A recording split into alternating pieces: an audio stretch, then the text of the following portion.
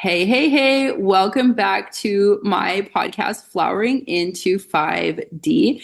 Today, I have a wonderful, wonderful friend of mine named Adriana. I'll just tell you a little bit about her before we get started. So, Adriana Carballo is a modern shaman, moonlit life coach, and founder of Moonlit for Women and the School of Magic and Adventure in Costa Rica.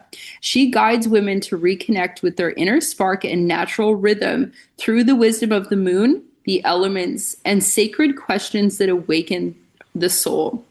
Her work bridges ancient wisdom with modern life, helping high achieving women slow down, feel deeply, and dream boldly. She is currently celebrating her own midlife rite of passage through Wild and Wise, a 50th birthday rite of passage, a personal 50 before 50 project that blends adventure, legacy, and the joy of wishing. Whether under a full moon fire ceremony or in an intimate coaching space, Adriana's mission is to remind us that we are nature and our dreams are sacred. Wow. Welcome, welcome, welcome. How are you today? Oh, thank you, Sam. I'm very good. So grateful to be here. So thank you for having me. Oh, it's my pleasure. I have to say, I went on a little shamanic journey with you. I guess that would be a few months ago, and it was Mm. so powerful for me. It was actually the first time I saw one of my angel spirit guides. So Mm. just gonna start with that for those who are listening. First time ever having the vision. So thank you for that. But Let's let's talk about your 50 before 50 project because I'm so curious about that. You've been working on this project 50 before 50. I'd love to know what inspired it and how is it connected to your legacy? Oh, Sam, this is, well, I still feel a little bit of the chills after you introduced me because this is really like the first time that this whole 50 before 50 is added to my bio or something. So Mm, listening also from someone else is like, this is happening. Oh my God. yes. So we are actually recording this a few days before my 49th birthday. And Mm, so what I would love to say is like how this has started was actually not so long ago. I have another friend. She's a fellow hoop yogini teacher. It's a modality that we are teachers. It's a well, now I said it. So it's a holistic movement practice that integrates hatha yoga with hula hooping and mindfulness meditation. So we met mm. through this class that we're or this course that we are teachers, this practice, and so she shared just a few weeks ago on Facebook her beautiful face saying, "Hey friends, I'm gonna be 49 and I have this 50 before 50. So here's a few things I want to do. Check it out. If you have any ideas, if if something sparks in you, like how you could help me or what else I could add." And so I was like, okay, let's look at the list. And so she had written to plant 50 trees. And I was like, Mm. oh, I can help with that, and I commented and I said, plant those 50 trees in Costa Rica with Adriana. And the reason why I said that was because I knew her birthday was around that time when she was sharing. It was June, and so I was like, okay, it's a good time for planting in Costa Rica. We could find a way to connect it with the school and the whole because we want to plant more trees and stuff. And while I was doing that, I was like, wait a minute, I'm also going to be 49. I also want to have my own 50 before 50 list. And so I started playing with that idea of making my list, and I got more and more excited. And then I was like, wow, my birthday is around the corner. I talk about this, which is these 5 questions that I also use a lot in my work. One of them is about wishes, about birthdays.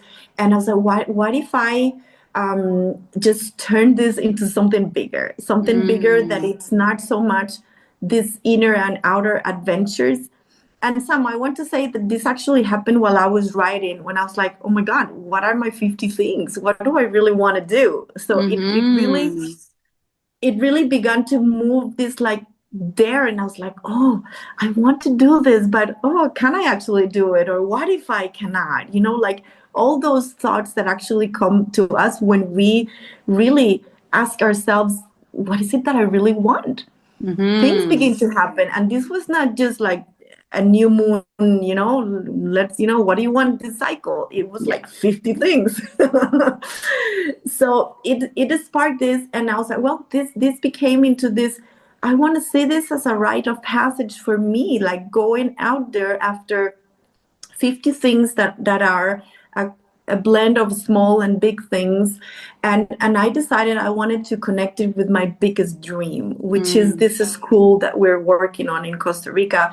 I see that project as my legacy in a Mm. way. This is school for our kids and our youngest generations. And I was like, I'm gonna put myself out there. I'm gonna talk about this. I want to more women to question what it actually is to become 50 years old.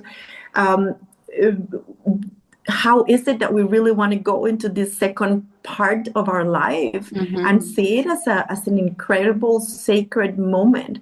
And how could I inspire more women to actually make their own 50 before 50, which is what my friend did. Like she shared hers, I got into it myself, and now this turned into something else. So I don't know if it answers the question, but I got very, yeah, that's what it is. It's me going out there, inner, outer adventures, planting the trees, helping other women make their dreams come true as I also work towards making my biggest dreams come true. I absolutely love that. And I love that, it really it sounds like it inspired you to really dream big because, like you said, it's not just another like new moon wishing guide where you're like, this cycle, I'm gonna contact 10 people, like it's really like that thing. And that's huge. And yeah, like congratulations on taking that step to write those plans and start the seeds to putting those goals and dreams out there because that sounds absolutely amazing. I will be 37 next year. I'm like, 30, 40 before 40. Like, I'm like, maybe like now I'm feeling inspired. So thank you for that. Yes, yes, yes, yes. My Yes. pleasure. Yes.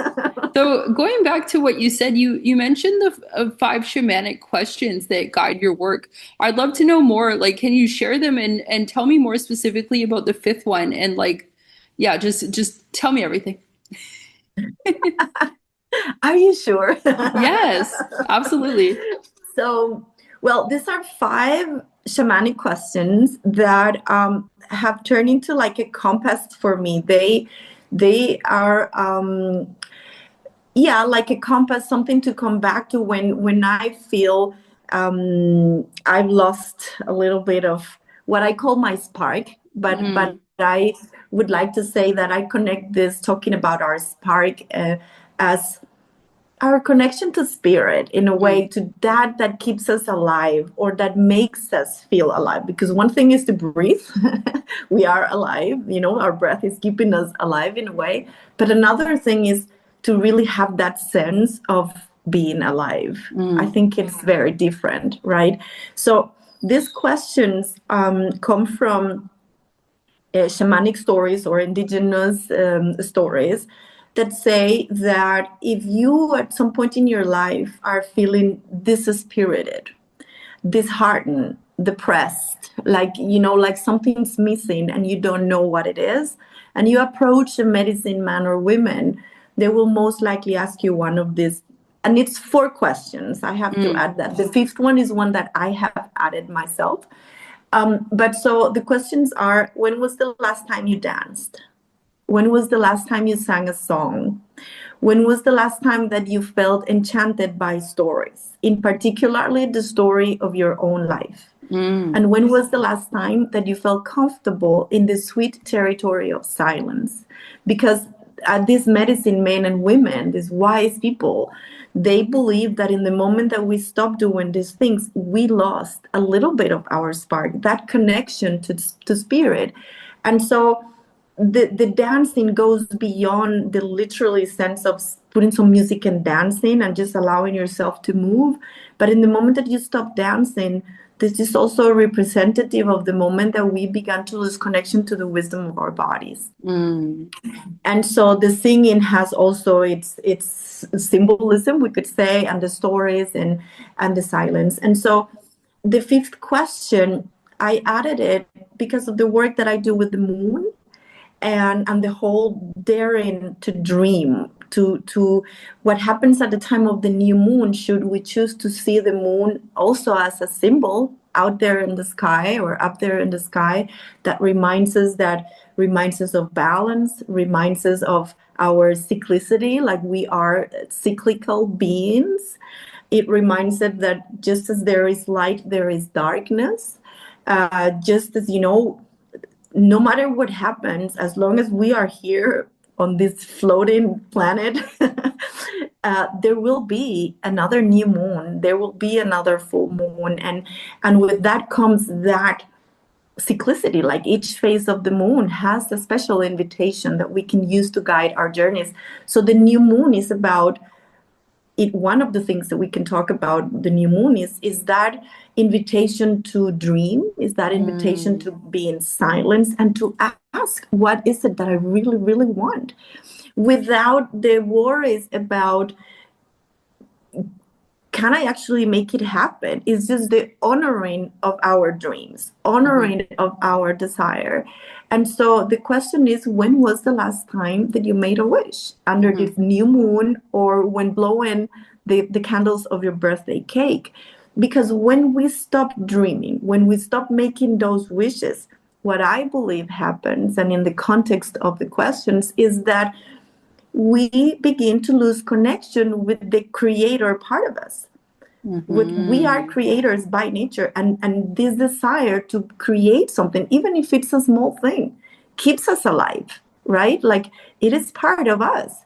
So if at some point in our life we are feeling, like, oh, it's like, are we giving ourselves permission? Could it be that there's this bunch of desires and dreams and things that we keep repressing, that we don't allow to come out? And then just see what happens, because that's another story. What happens in the moment that, the whole journey after that, it could be a very sacred journey if we allow it to be. So that's the 5 questions. Love those. That is so divinely timed, honestly. I think, I believe the new moon is it tomorrow? It's what is today? Is it Thursday? Today is Thursday for me. Yeah, it's on Saturday, but I don't know with the time difference if it's going to be before or after. It's coming in. I can definitely feel it. I definitely feel it, and yeah, like I'm right on that. Personally, I'm just right on that verge of like, okay, what's a reevaluation for the next month of like what's coming, what's happening here, what needs to shift. And yeah, it's I love I love working with the moon. I find it really, really powerful and just magical. Yeah, I agree. And I know that you work with the moon as well, and you have your beautiful guides about the new moon and the full moon and all this. And one thing, Sam, that I have noticed in my, my humble experience with myself and with the women that I've been helping through the years, well, the last couple of years, is that what we're doing at the beginning is using the moon. And this can sound like whatever, but it's really, it just happens. It's just like, that's what it happens. I can say, I know it happened. We are first beginning to use the moon to guide us in one way, to say, okay. And one of the ways that I like focusing on is a special focus on the resting, on the slowing down, on the going into the darkness, which is actually the second phase of after the full moon. And this, like between the new moon and the full moon, what's happening is that we see more of the moon. She begins to become bigger and bigger. After the full moon, the opposite begins to happen. So that's also that reminder of, the light is bigger, or the moon is bigger, and so is our invitation to take action, to be out there, to do things. But Yes. then after the full moon is the opposite. It's like, okay, I have done the work. I have done, and there are many ways that we can talk about what we do during those cycles based on what it is that we're working on in our lives. But basically, for me, it's always coming down to the balance. Remembering that to have balance, there has to be a little bit of the two. I mean, we have to take effort. We have to really move our bodies and do things towards what we want. But there has to be rest. And rest is not like whenever I stop. No, rest is not optional. And Yes. for many of us, myself included, when I started working with the moon, and I still do some, I'm not lying, I would literally, it's like, okay, oh my God, the full moon. And sometimes I wish like the full moon was like 1 week after, because I still have so many things I want to do. But I literally schedule rest. I'm like, Mm. I have to remember that this is a time to go within. And of course, it's not that we only rest when the moon is waning. It's about beginning to integrate this, and remembering that we just cannot go in the go go go go go go all the time. If Hmm. then we come to this moment where we could even ask to the 5 questions. We could ask, when was the last time you rested? So true. I think a Because lot of we a lot of people would say, "I don't know." exactly, or like and resting is not the rest like, I'm just gonna lie in this hammock and read a book, but it still think about all the things that I need Yeah. to do. Yeah.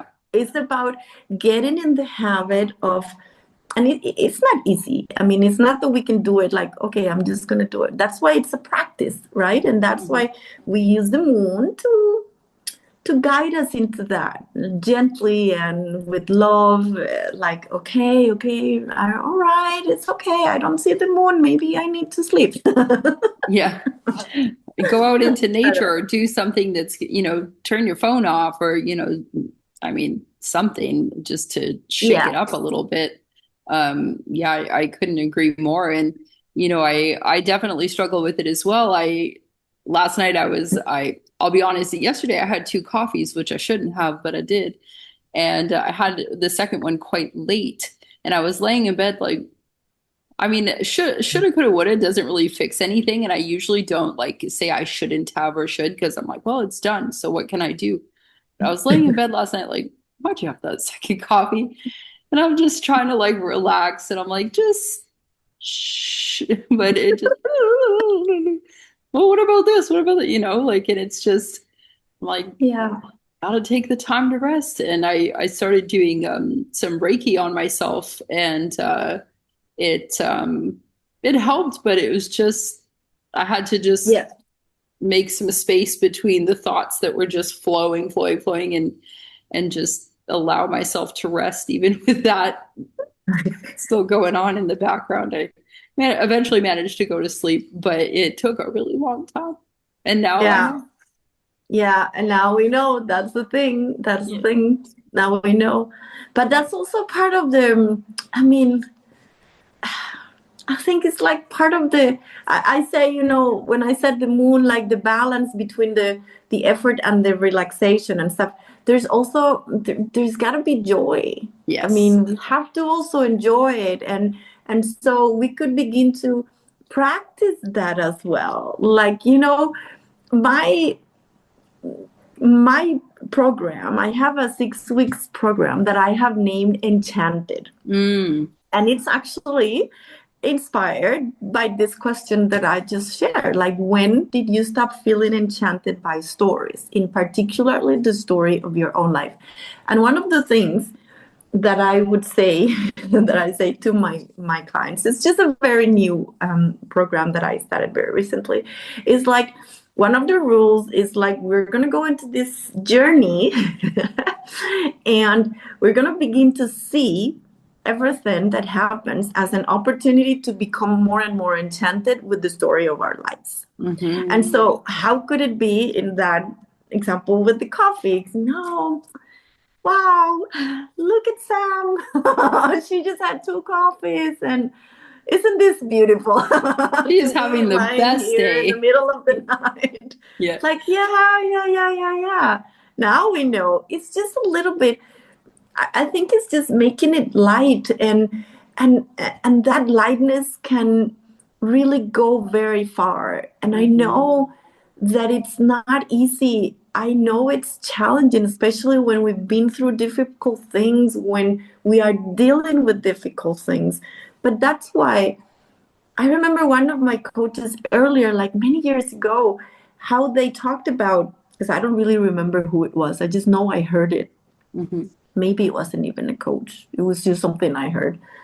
But the whole we practice when life is not doing, what it's good at, which is like craziness Mm. sometimes, right? Yeah. We want to practice when we don't need it, kind of, Hmm. right? Hmm. Because what we're doing is creating that practice, and those that work with nervous system practices and with different breathwork techniques and stuff, we are practicing those things as much as we can, so that when Hmm. something happens, our body knows how to respond to that in a different way.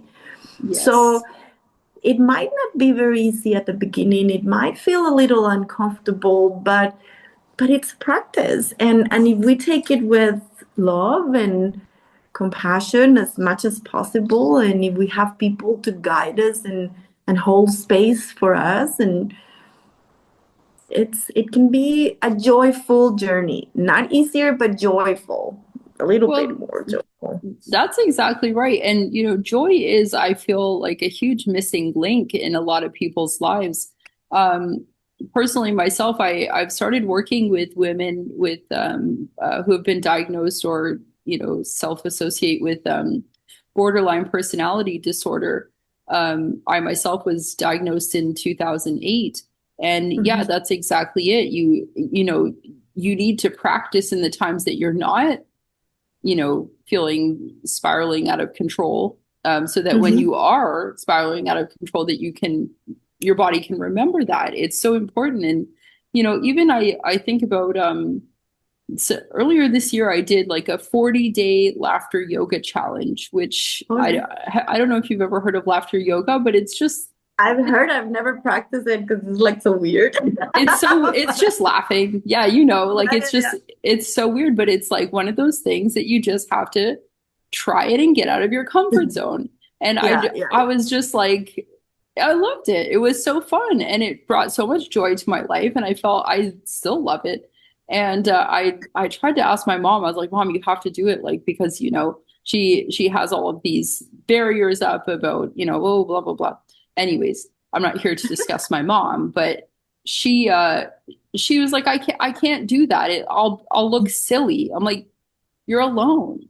Like when you're yeah, doing it. yeah, Like yeah, yeah, it doesn't matter yeah. if you look silly. And it just reminded me so much that, like, the times of discomfort are where you're gonna, like, grow. Like those Yeah. are the times that are gonna create growth. So it's like, yeah, if you feel silly or like, so what? It's just Yeah.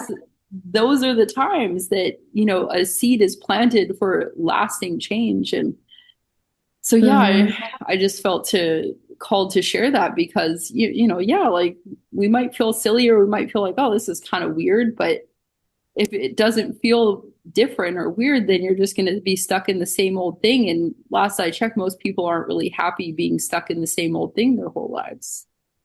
Yeah, and one thing I'm thinking now that you're sharing this, if anyone listening that is like thinking like, oh, I think that's silly, to maybe don't feel bad about it, right? Like Yeah. I think it's very normal, as everything is like we all have those things. Maybe for some of us would be it's kind of like that goes from where I am to trying something else, something new that is like, oh, because what is happening beyond the silly is that, wow, this is something that I don't know how to do. Mm. This is something new. This is something that I haven't tried before. And of course, I mean, it's normal that it feels that. But I think one of the, I mean, what I thought when you said that was the, let's use that as an opportunity. Going back to the becoming enchanted with the story of my life, maybe we're just going to move from the everything being an opportunity to become more enchanted, but maybe beginning to see those things that feel uncomfortable as here, there's a sign here for something that Mm-hmm. maybe I am not having so much joy in my life, and then that's okay. Mm-hmm. That's okay. But and then go into the, well, can I? Yeah. And then we just add like a little bit of the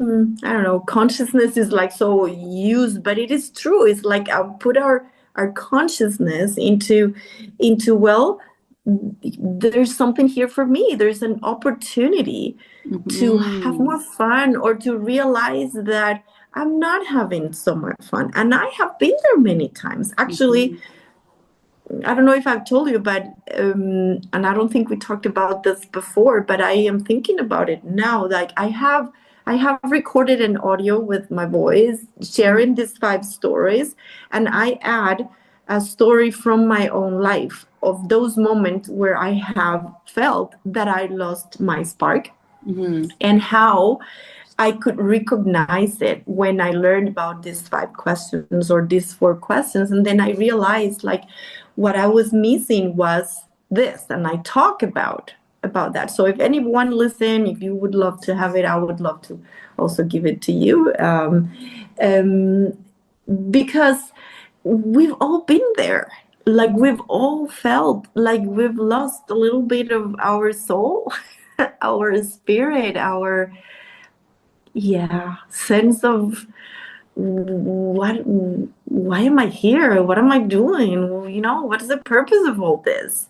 Mm-hmm. And yeah, so everything is an opportunity, and sometimes we don't see it, right? Like we don't know what we don't know is basically what I want to say. I don't know, I just started talking, just all these things that came, that I felt like sharing. But I think it's about the,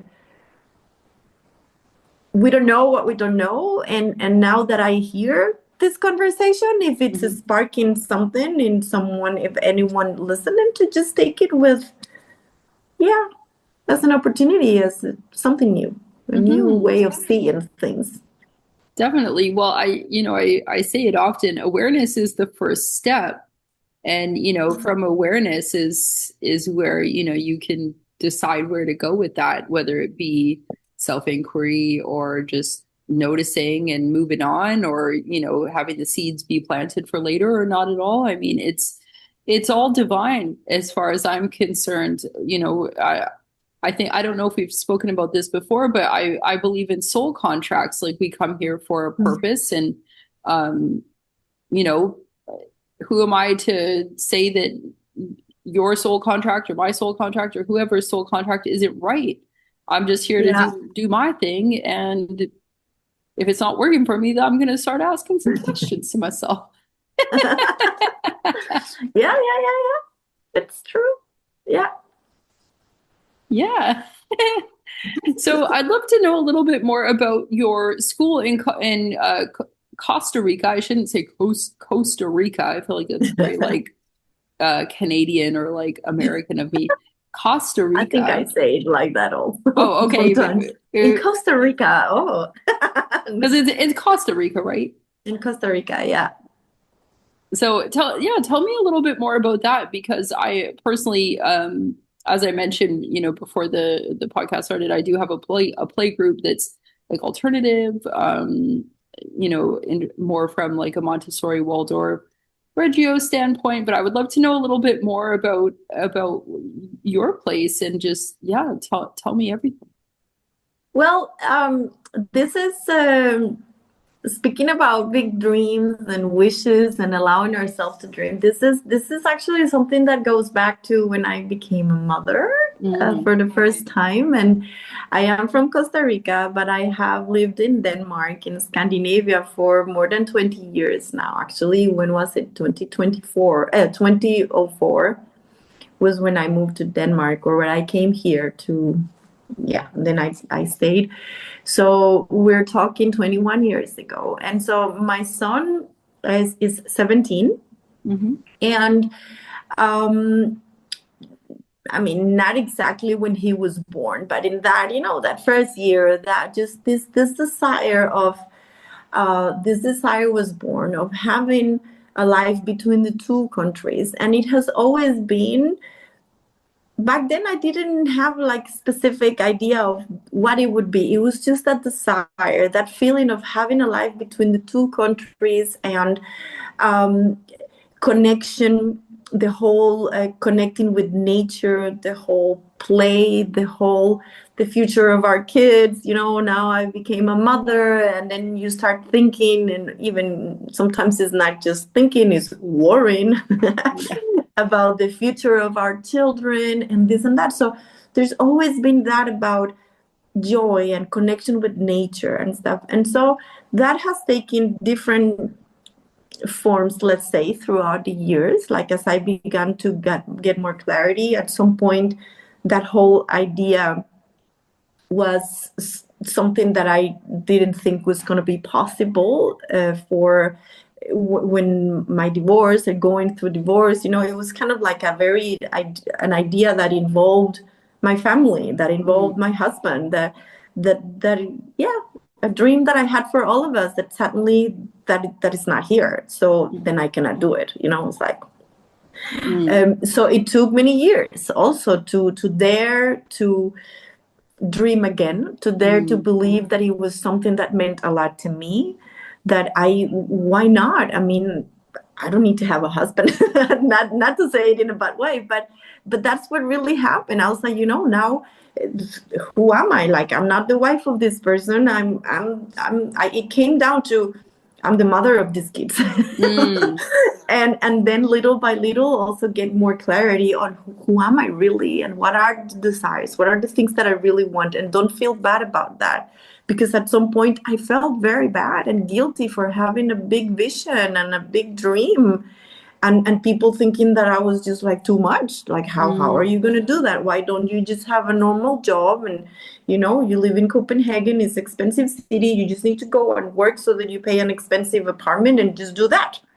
So, Mm. well, what's wrong with me not wanting that completely? Why cannot I have the two things? Like, I love the life in the city, but I want more for myself, and I want more for my children, and I think they really deserve that I give it a try, at Yes. least. And also because it gives me joy, like the whole idea of creating this space. So basically, that's a little bit of the background. But so the whole school, I say it's a school of magic and adventure, not because Mhm. you're gonna become like Harry Potters in any way, but it's really it's really the whole idea of finding what magic is to you, and connection Mm. with nature, and going into adventures, the outer adventures, but daring to go into the unknown in one way or the other, what we learn through traveling, through cultural connection. So it's actually a school that is inspired in a Danish model, Mhm. that if we translate it literally, is a high school, but it's Mhm. not a high school as we know it. It's a Okay. program that is more directed to the kids, or the young adults between 18 and 25 years old. And so it's inspired in that. And to have what we're working on is a place in nature, is a residential school where the kids learn or discover new ways of living happier and healthier and more conscious, connected lives, using nature as a schoolroom, Mm. and with focus on personal growth, on well-being. The 5 questions that I shared are at the core of the program. Is like, when was the last time you danced? Well, we are dancing. We're literally dancing like Latin music and stuff. But we're also moving our bodies and learning, understanding about nutrition, having that connection with the food that comes from the earth, and cooking, and having that, the singing, the stories, all of that is part of the program. And so what I did last year, a year ago, we traveled the 17th of August. So what is it today? The 21st? Mm-hmm. Yeah, so 1 year ago, we have been in Costa Rica for 2 days, me and my kids and our cat. And what I did was I went there to begin to look for the place. Where could we do this? Who would be, gather the team, and just going on a big adventure to figure out how this could be possible. Mm-hmm. And so we gather people, I gather lots of experience. I learned a lot about things. We came back to Denmark. That was the plan. And so now what I'm doing is working towards having our first group of kids in September next year. Wow. So, yeah. So that's the thing. That's what we're doing. And it's not that it's ready, but in a way it is, in the energy and the paper, it's there. It exists. We're going to be having our first group in September. And we, one of the most important things, which I think it's actually valid for everything that we do. When we have a business, where we have a new offer, when we're creating something new, I mean, we're doing it for the first time. Nothing is going to be completely perfect. It's a process. And if we approach it with this idea that let's just do it, create from abundance. When I say creating from abundance, is remembering that we have everything that we need in order to make our dreams happen, or our wishes. We might not know everything. It doesn't mean that we can do it all by ourselves, but we do have it. We do have, and we can create from abundance, from whatever we have, the resources that we have. So I have been thinking a lot about this. It's like, well, I might not have a lot of money to fund the whole thing, or I don't have my own piece of land, but I know people that do. And I'm going to go find the places, and I'm going to go gather the team, and I'm going to go look for the people that can help create this program with the vision that I have. And so that first group of kids are also going to be part of shaping this. We want them to be an active part of giving form to the whole thing, that they know they are being a big part of this, and they will always be welcome to come back.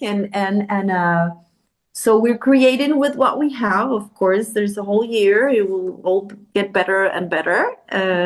But that's the thing. The first group is that, if it makes sense, to really go and get in there. And there's so many things we cannot control, but we have the spirit. We're going on an adventure. Yes, and learn by doing, right? Like you can sit there and write it all down on paper, but until you start doing it, like gotta get done.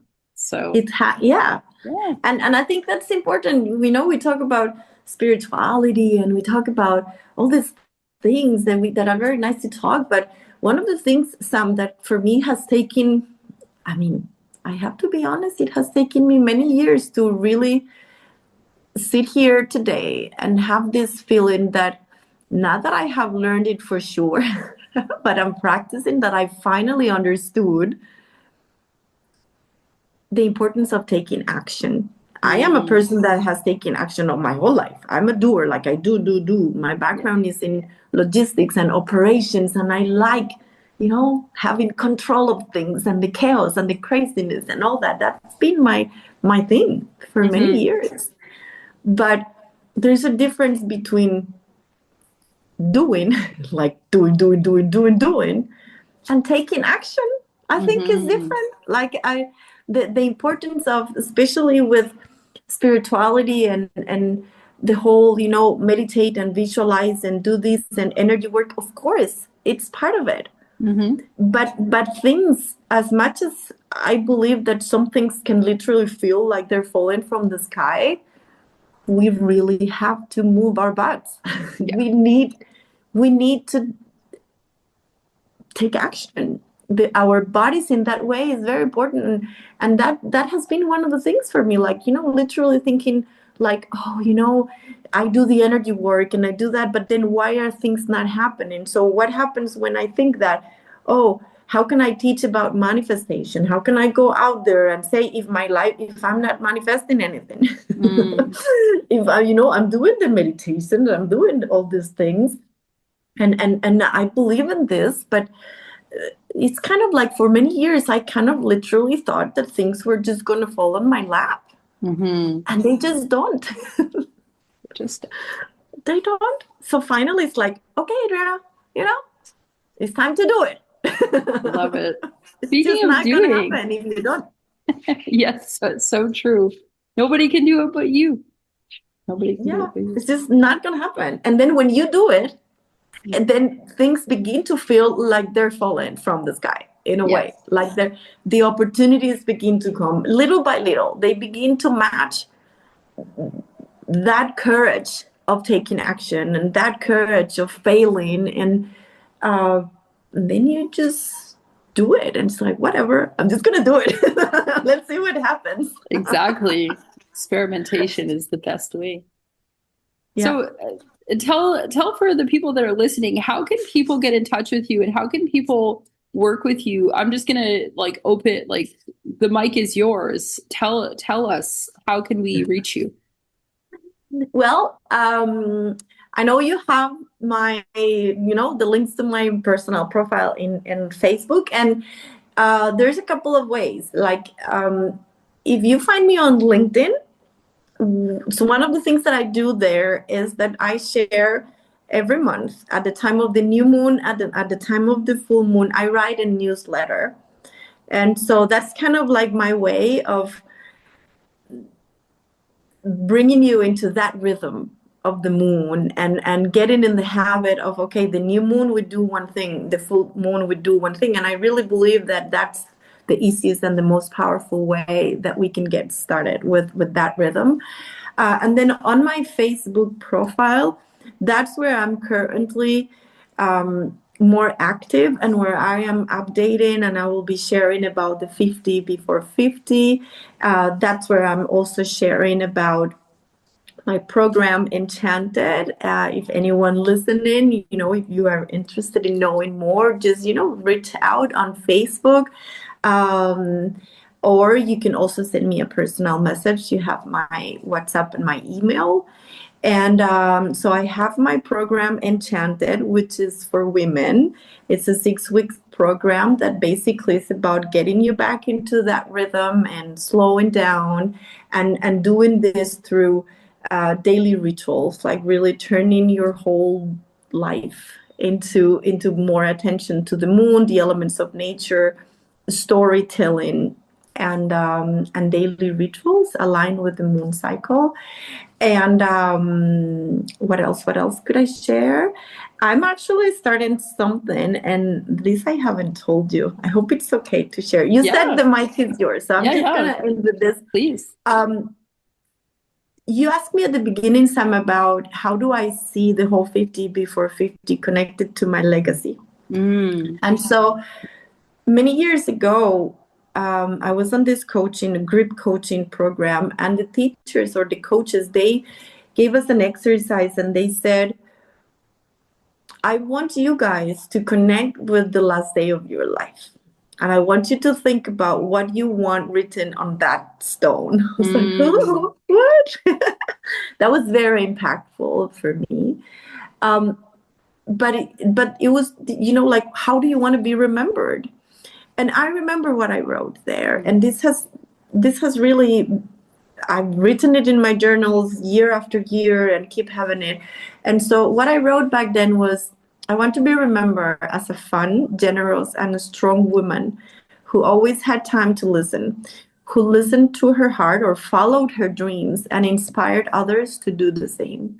And so, as I was working through this 50 before 50 list, as I began to really feel this excitement of what if actually I could get the help and the resources and the funding for these kids to come to the school and do all that.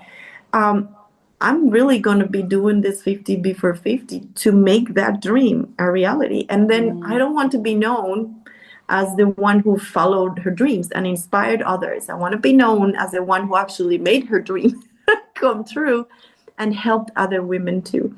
So one thing that has been born during this lunar cycle is I'm taking 12 women with me. I'm creating this like a business network where we are helping each other with that.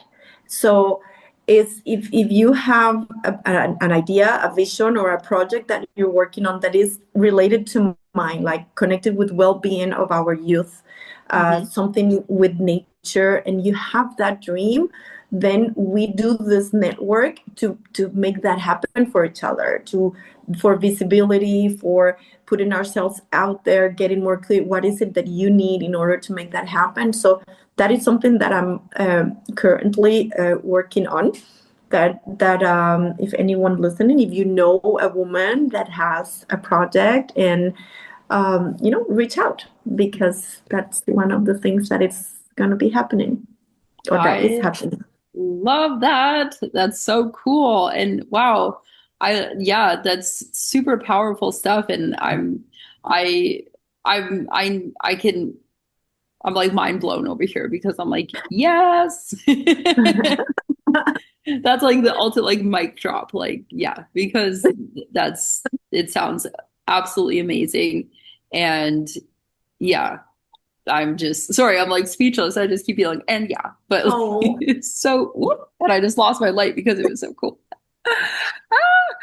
So yeah, thank you for taking the time to chat with me today and sharing everything that you've shared. It's been such a wonderful, pleasurable experience as always.